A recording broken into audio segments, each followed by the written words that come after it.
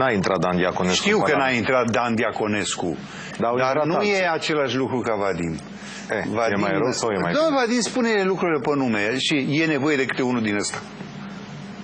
Da, ăștia, apropo, dacă tot ați adus discuția aici, cum or fi ăștia de la PPDD? Cine mai fi cine nu sunt? Nu știu cine e, cine a intrat. Nu știu, uite, Tudor Barbu, jurnalist.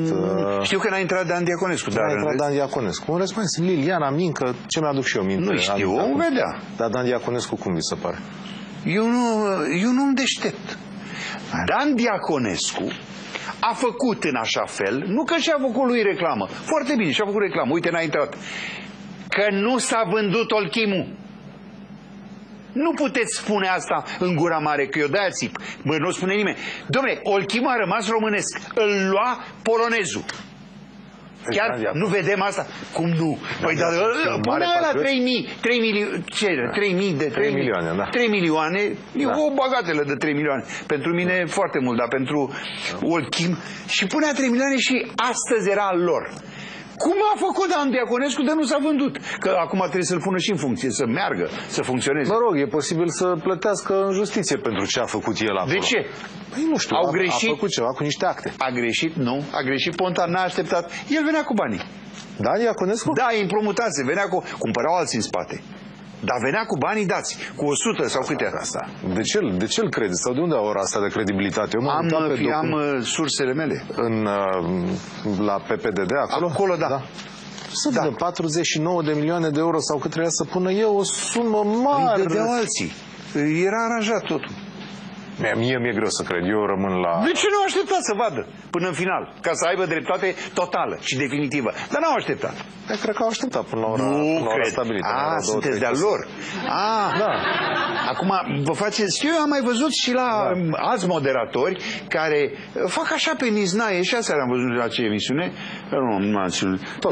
Era vizibil cu ochiul liber că era partizan. O doamnă. O doamnă, da. Dacă vă uitați la doamne, asta e. Deci Dan Diaconescu până la urmă rămâne patriot, așa dacă... Nu că rămâne patriot, dar oricum ai întoarce-o, Dan Diaconescu a făcut să nu se vândă Olchimul. Deocamdată. Deocamdată. Așteptăm.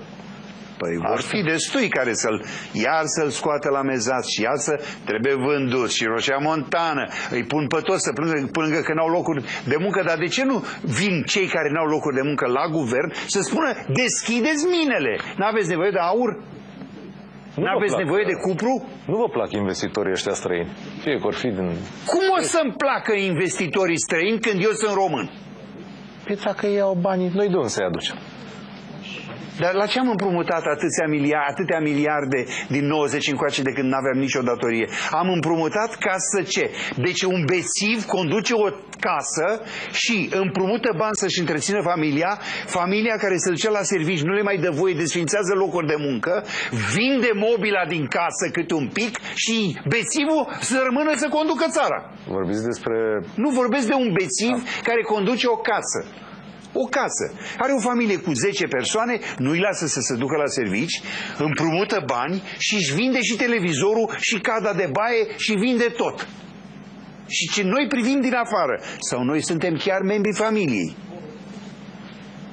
Dan Diaconescu a făcut în așa fel, eu spun de 100 de ori, încât nu s-a vândut Olchimul. Ok. Mulțumesc tare mult. Am încheiat?